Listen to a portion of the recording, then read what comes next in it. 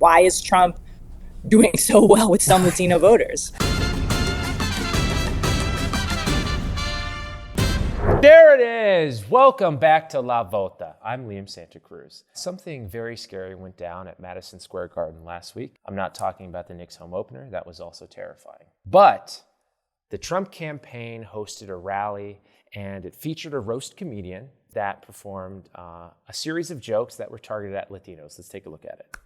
And these Latinos, they love making babies too. Just know that. They do. They do. There's no pulling out. They don't do that. They come inside, just like they did to our country. There's a lot going on. Like, I don't know if you guys know this, but there's literally a floating island of garbage in the middle of the ocean right now. Yeah. I think it's called Puerto Rico. Well, I mean, the crowd enjoyed it. I think this moment highlights the type of campaign Trump has been running, where it's full of racist rhetoric and fear-mongering against Latinos and immigrants. Yet, since 2016, Trump's popularity in the Latino community has grown. So today we have Paola Ramos on the show to talk about Trumpism in our community and what that means for the future of the country.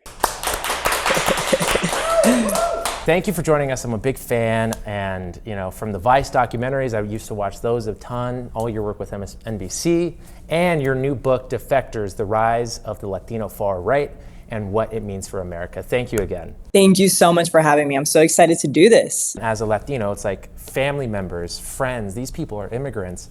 How are they still able to listen to this, hateful rhetoric and then lean into voting for Donald Trump or Trumpism? If you have a Republican presidential candidate that every single day is instilling so much fear in this country, right? Really getting so many Americans to believe that immigrants are fundamentally threatening your culture, your values, America, then I understand how that fear is very contagious, right? I always say this, just because we're Latinos and the descendants of immigrants does not make us immune to feeling those things or feeling that fear. No, it's a very visceral feeling. The second thing is, there are a segment of Latinos that have assimilated a lot and that do genuinely feel, I think, far removed from their immigrant story or their immigrant roots. And so when Trump says things like send them back, they just don't necessarily see an association between themselves and that immigrant story. So I think that's another thing that maybe helps explain it. This country does have a tendency to discriminate even amongst the most American of Latinos, right?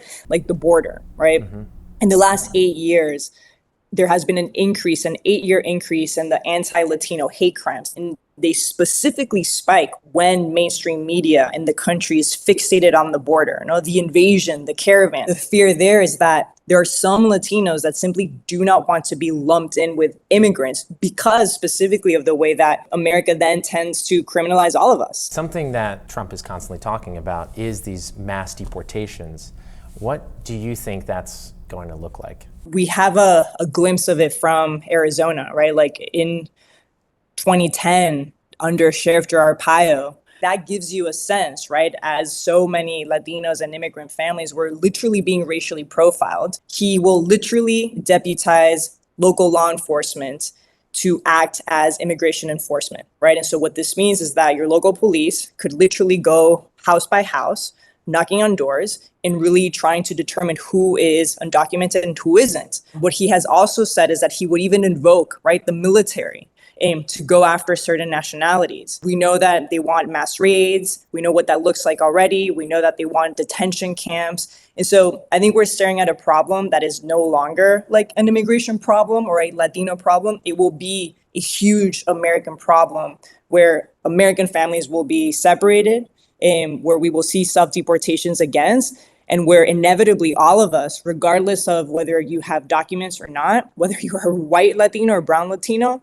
and no one will be immune from the racial profiling that will inevitably happen. Paola, your book did a great job of explaining how Latinos can fall into far-right extremism. Can you break down why Latinos might be drawn to Trumpism? There's a tendency to look at us, right? Look at Latino voters today and just think of themselves as this more sort of Americanized, assimilated voting bloc. But I think one of the things that I found out, what the scholars show you, is that at least 70% of people that come to this country from Latin America are carrying some form of trauma. One of them is this idea that we are carrying a lot of racial baggage from Latin America, internalized racism and colorism, a lot of the things that are uncomfortable to talk about that we learn in Latin America.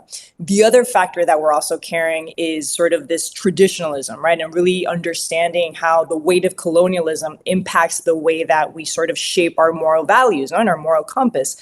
And then lastly, it's this idea of the actual like political trauma, like why we have this very complicated relationship with authoritarianism. When you put all of these things together, when you really think of how complicated our history is in Latin America, I think then that helps explain some of the kind of weird things that we're seeing in American politics now, right? Such as like, why is Trump doing so well with some Latino voters? A lot of your book also talks about how the Latinos are drawn to the far-right movement because of a sense of belonging. What do you think about platforms like Me Too that are celebrating our complex, multi-generational Latinidad? Do you think that's fighting against the myth of assimilation? I wish I had a platform like this when I was growing up, like when we were coming of age in this country, right? Like I grew up, again, I loved it. Obviously, I have a personal relationship with Univision, but I grew up thinking that, there were these like stereotypical images of what it meant to be us. That as a woman, I had to look a certain way, love a certain way, be a certain way, and kind of almost erased the idea of diversity around me. And so I think to have a community like this one and a platform like this one that normalizes diversity, not only normalizes, but celebrates it in with such pride and force, like that's incredible. Again, Paola, thank you so much for joining us. I want to plug your book again, Defectors. It's a bit heavy. Little heavy, yeah. But it's important and I urge everyone to read it. So thank you again for joining us. Thank you so much for having me.